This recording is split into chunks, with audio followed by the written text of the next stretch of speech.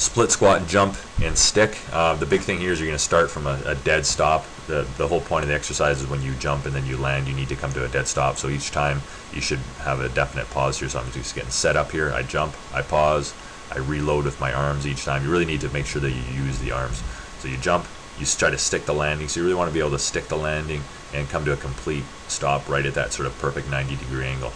Back knee is not going to be hitting the ground necessarily. You jump up and then you want to see how quickly you can stick that and come into that perfect landing. So you need to work on, when you're jumping, the acceleration part of jumping off the ground, but then a quick deceleration to come to a complete stop.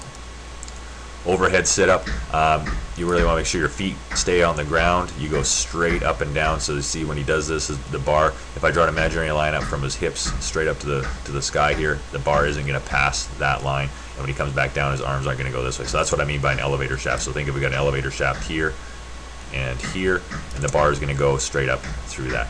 Just on field, you can use a baseball bat. But on the way back down, you really want to make sure that you control yourself on the way down. Don't just plop on the ground, but control yourself on the way down. Think of one part of your spine, each vertebrae of your spine hitting the ground one at a time, and probably taking a minimum of 3 seconds to come back down in between each rep. Which could be trouble. The deadlift, again, there are 3 things we need to think about. Wiggle our toes, you can't see that here. We want wrinkles in his back, which he's going to get right here. Takes the slack out of the bar, and he stands up. When you stand up, you push your feet in the ground. You got to hold tight so that when he lifts, his hips don't shoot up before his shoulders do. And in between each set, we're going to reset and reload. Hip flexor stretch.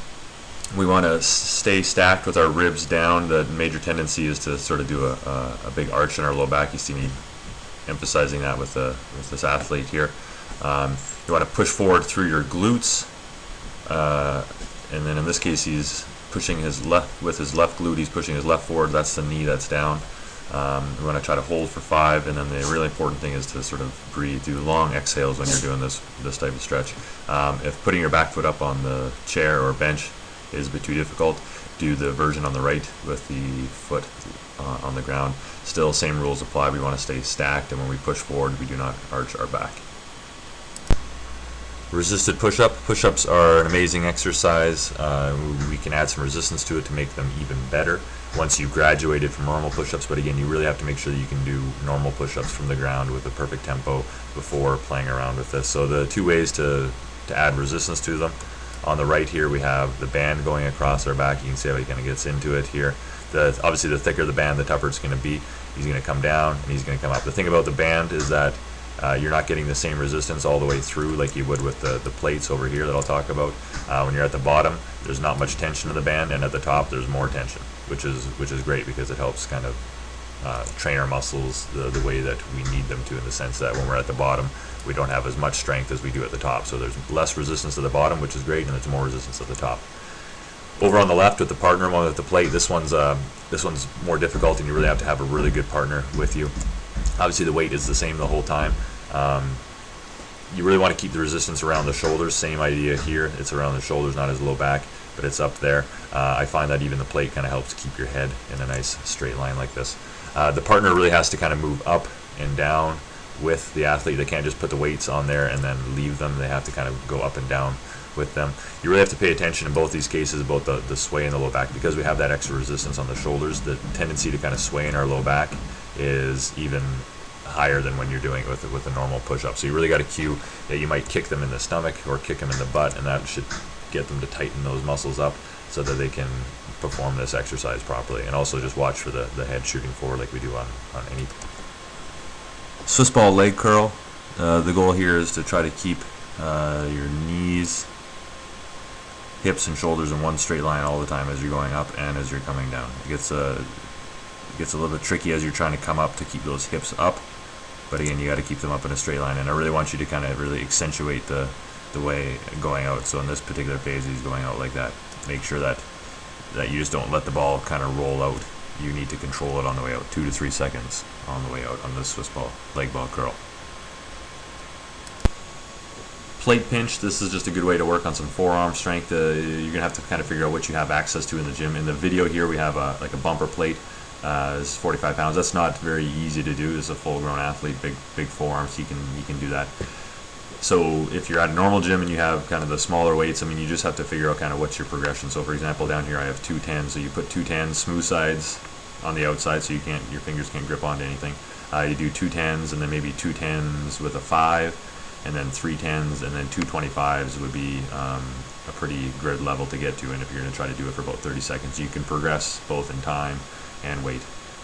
Hand size will be your limitation here. You can't hold on to like 5-pound plates or anything like that. That's just too wide. 2 25s is kind of a good gold standard to be able to get to. One arm cable row. You're just going to have the one arm cable. You're going to try to stay nice and square so that you see his shoulders aren't rotating like crazy. Obviously with the weight over here, when he comes back, the shoulder wants to go forward, but you have to stay nice control, both square through the shoulders and the hips when you're doing this one. You want to keep your shoulder away from your ear. You're going to have the tendency to want to shrug your shoulder towards your ear. You think of your shoulders as being allergic to your ears. That can be a cue that you use. Your hand will sort of twist naturally and turn in, so it's palm out here, and then as he comes in, he turns his elbow in, and again, that elbow just has to get a little bit past your body. You don't have to come too far in with it. If you don't have access to a standing cable machine, you can do a seated one. Same rules apply. Staying square across the shoulders and letting that hand kind of rotate naturally. Wall squat, hold. Traditional wall squat, everyone's done them. You want to make sure you sink down to a 90-degree angle so the tops of your legs are flat. If I'm looking at you from the side, the tops of your legs are perfectly flat. No hands on your knees, and it's a great sign no matter how long you go. It's a great sign of mental toughness when the timer goes off after a minute, that you just don't collapse onto the ground afterwards, but you have enough strength left over that you can stand up out of it powerfully. Is the wall squat. It's an isometric exercise, and it's a great sort of mental toughness exercise as well. Wall side plank, line yourself up against a wall. Your head, your hips, your heels will all be touching the wall. In order for your head to touch the wall, you have to do like our double chin, so you're not just reaching your head straight back. Do a double chin. You always want to maintain a perfectly straight line here. If you have the strength and stability to do so, try to lift the top leg up by almost dragging that heel up against the wall. With socks against a smooth wall, this is obviously a bit easier than compared to with a shoe against a normal wall. But again, the main goal is you must always maintain a straight line at all times down here.